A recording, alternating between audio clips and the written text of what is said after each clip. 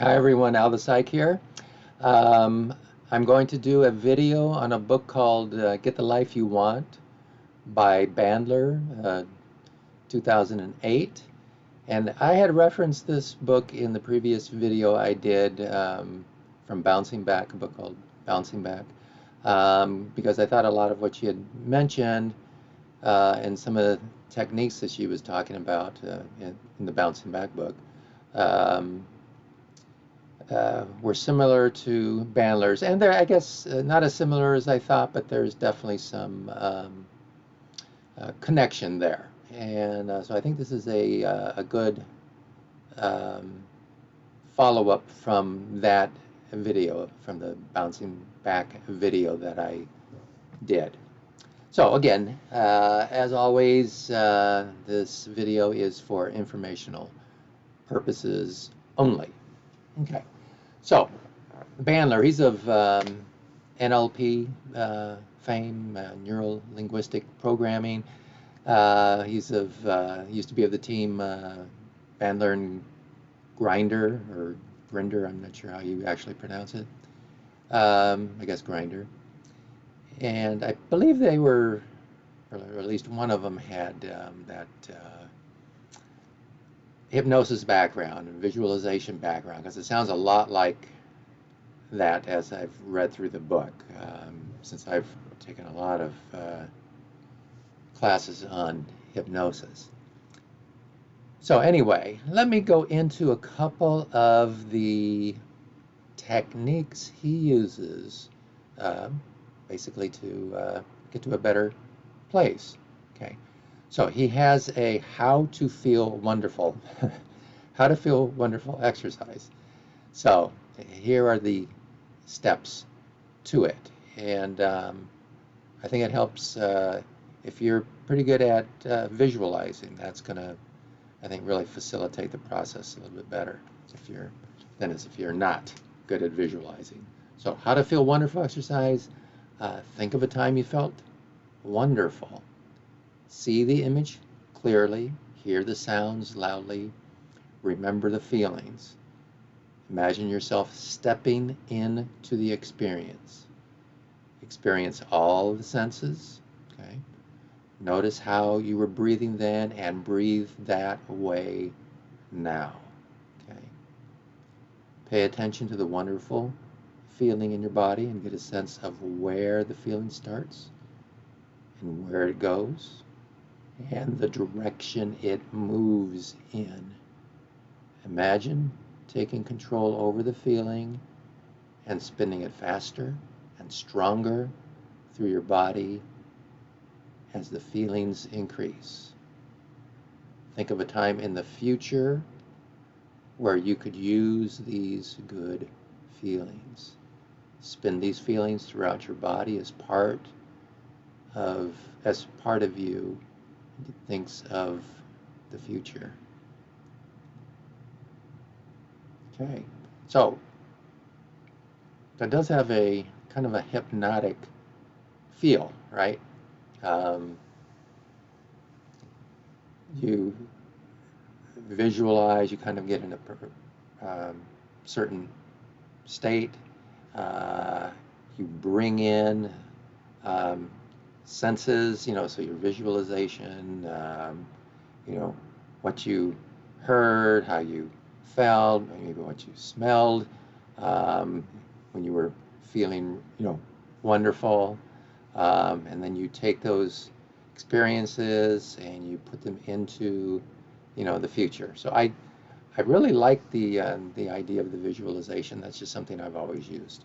So that's kind of my one of my preferences of getting things done. And I know a lot of athletes use visualization. Okay, so there's one exercise. Now the other one is changing bad feelings exercise. Okay, so in this one, the steps are: think about somebody who annoys you, intimidates you, or irritates you. Make the image. Take the image and make it black and white. Move it far off into the distance. Make it much smaller. Place a clown's nose on his face. Hear him say whatever it is he says, but hear him say it in Mickey Mouse's voice. Notice how you feel differently. Then distract yourself for a few moments and think of him again. You'll still be feeling differently about him. Okay, so you see what he's doing here. He's getting you to think about that situation related to that person, you know, or that person. He's basically saying that person, and then you're changing it in terms of the image. You know, typically you look at the image and you're going to see it in, you know, in color as you normally would. But now he's having you kind of dull the image. He's kind of flattening it out, make it in black and white. So he's reducing the intensity, and then he's actually moving it away, you know, having you move it away in your mind. So now it's further away. Why does that happen when you move it further away? The impact obviously is going to be reduced. So you've moved it away, you've dulled the intensity, you've made it smaller. Now you've kind of made it into a silly sort of situation by putting a clown's nose on the guy's face.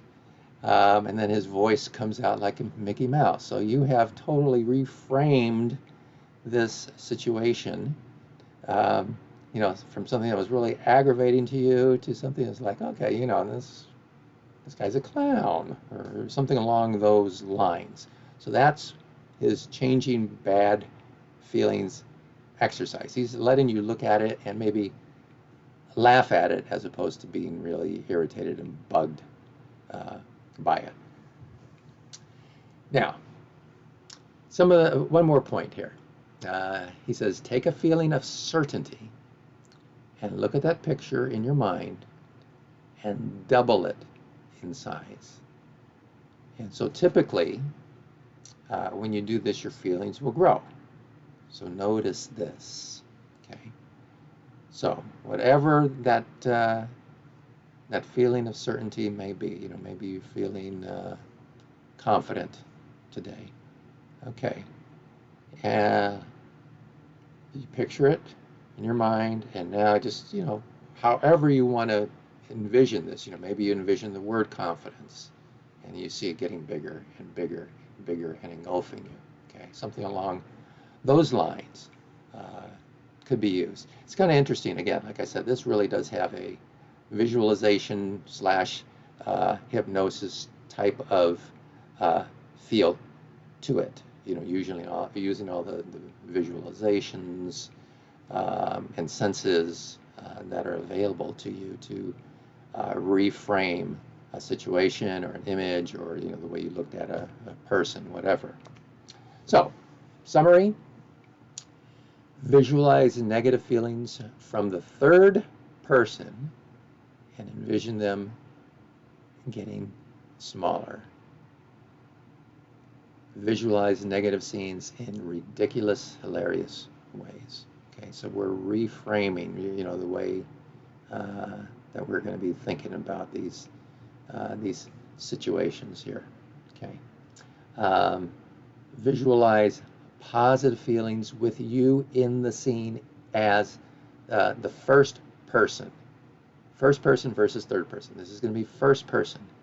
And then this is a positive scene, so envision you're in it. You know, you're seeing it, you know, you're in it. This is the way it is.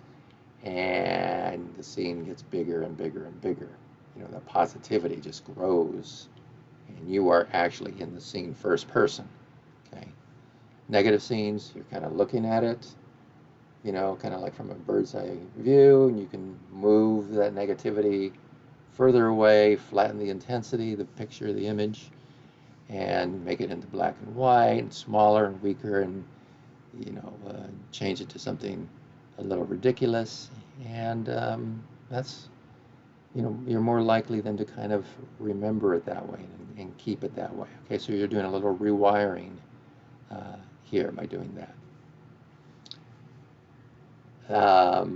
One other thing, just Imagine negatives flowing out, getting weaker and smaller. Imagine positives flowing in, getting stronger and bigger again. Yeah, that visual hypnosis type of technique here. Now, to end it, I want to say, and I've noticed I've been saying this a lot, but I think it's really important. I mentioned it in several of my videos. The thing is, these techniques, and you can find a bunch of them on YouTube. These techniques need to be practiced. Okay, it's not like a one and done. Okay, I mean, you may feel better after one session of doing this and feel, yeah, it worked. The problem I've noticed is that there's a tendency to regress back to the way things were, like a regression to the mean, or going back to default, or whatever. So what you want to do is you want to make sure that you are doing this on a regular basis. So you can practice it once a day, or more if you can, and do these things and really ingrain it. Okay, then when you've got to a point where you really feel good, like, yeah, this has really worked, all right, see now if you can reduce the amount of times that you work on it, to see what level you need to have your maintenance dose, basically.